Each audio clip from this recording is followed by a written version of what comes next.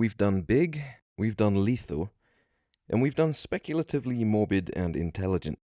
So today, we're just going to go with weird. The ocean is home to some of the weirdest sea monsters we know of even today, and from fossil finds, it's clear that this was never any different in prehistory. So today we're looking at the strangest sea monsters from way back when. And we'll finish up with the largest predator our ancestral line has likely ever been met with. The Cambrian was a great time for weird animals. Much like the 80s, it was a period of unrestrained experimentation, and so it necessarily resulted in some of the most embarrassing and unsuccessful fashion statements. But conversely, it also produced some of the most lasting and reliable ones too. So it's tempting to spend the entirety of a list like this in the Cambrian, and we will indeed be there quite a lot for this one. But we have also tried to branch out a little bit.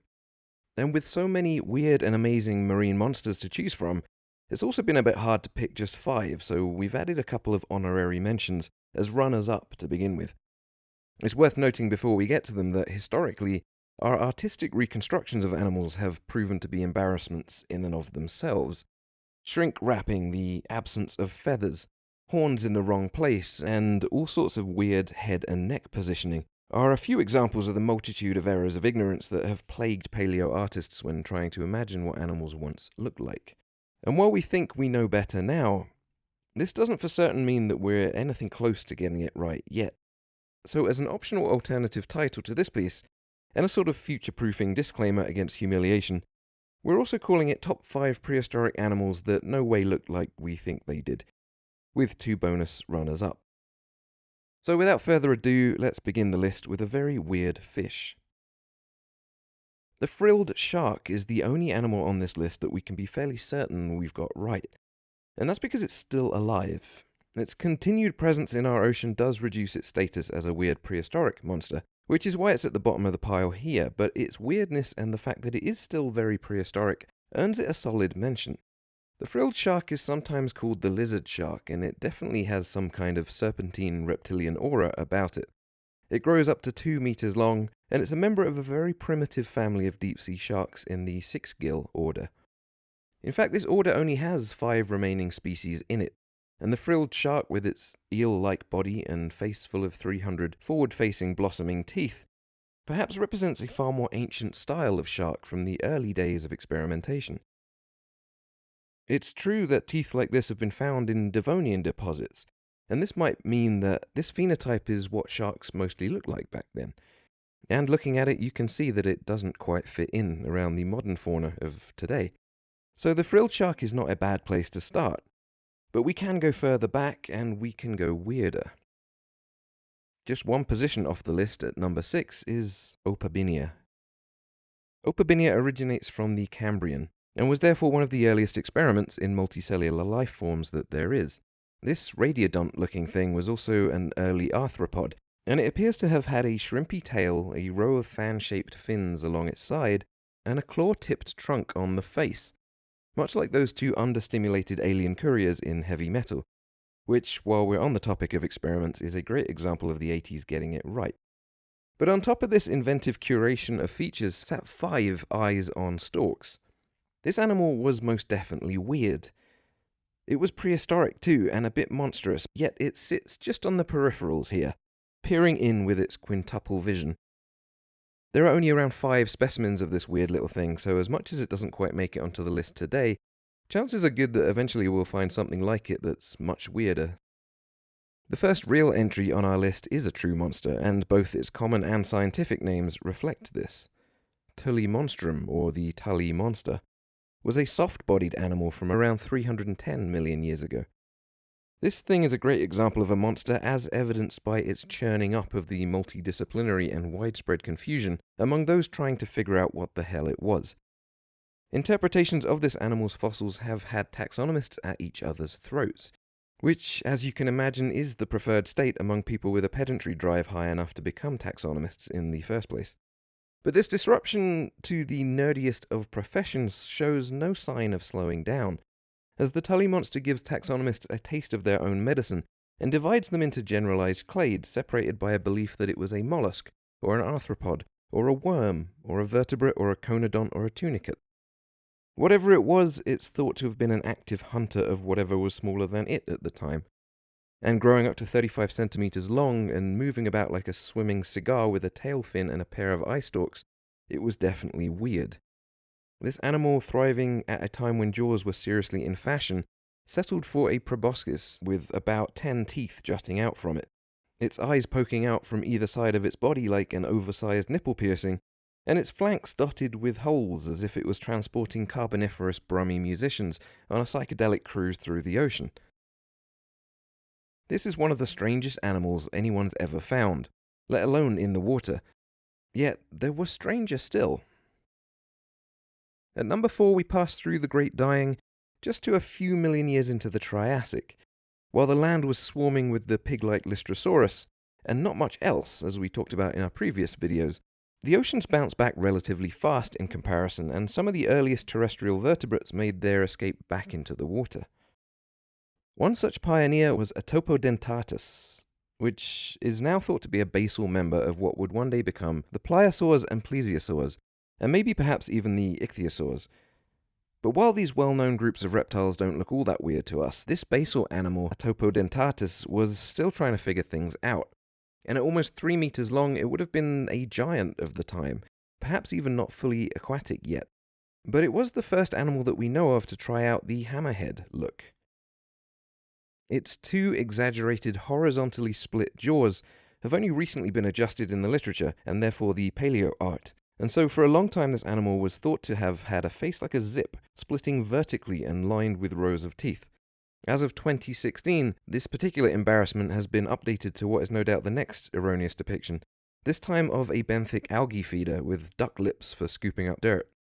As with all animals on this list, it's likely that Atopodentatus will one day be depicted as something far less weird, but for now it sits at number 4 on account of the outdated Hellraiser-style zipper face.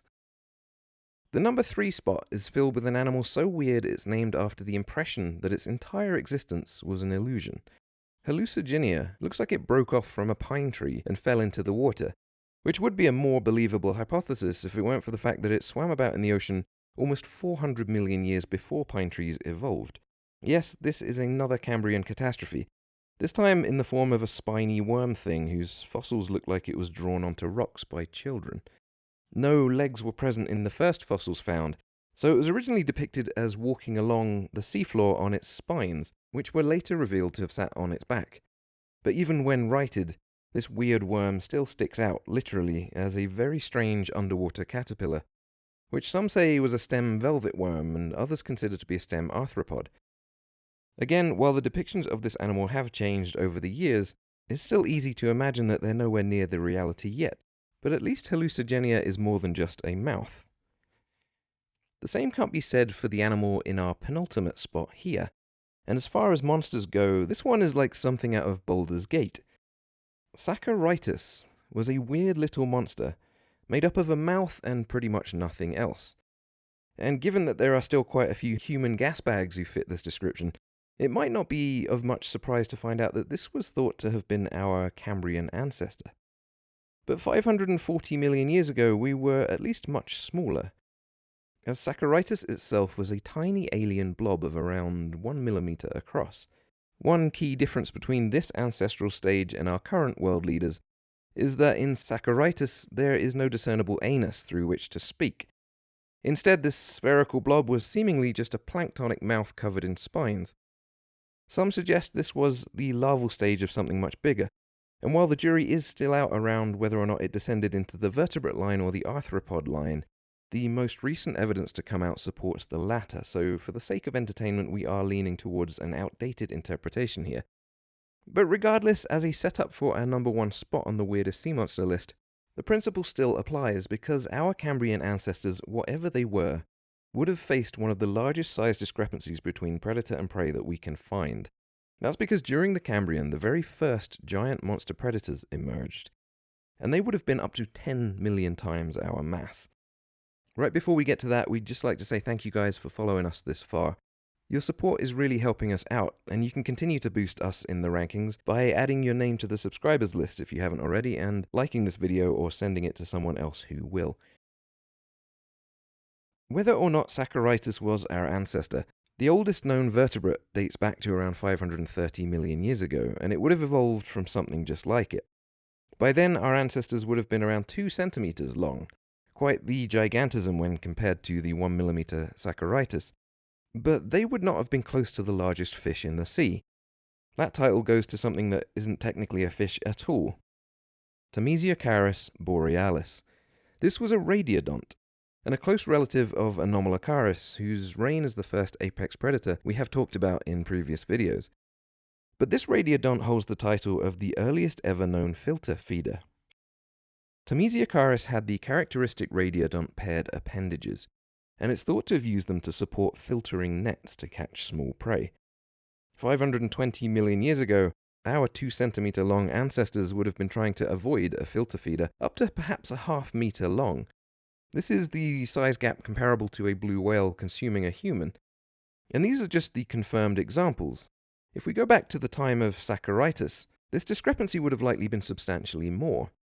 The difference in mass between Saccorhytus and Tamisiocaris would have been between 1 and 10 million times, making Tamisiocaris a monster the size of an alien mothership, cruising around consuming our ancient people in their thousands, with frond-like appendages larger than a city.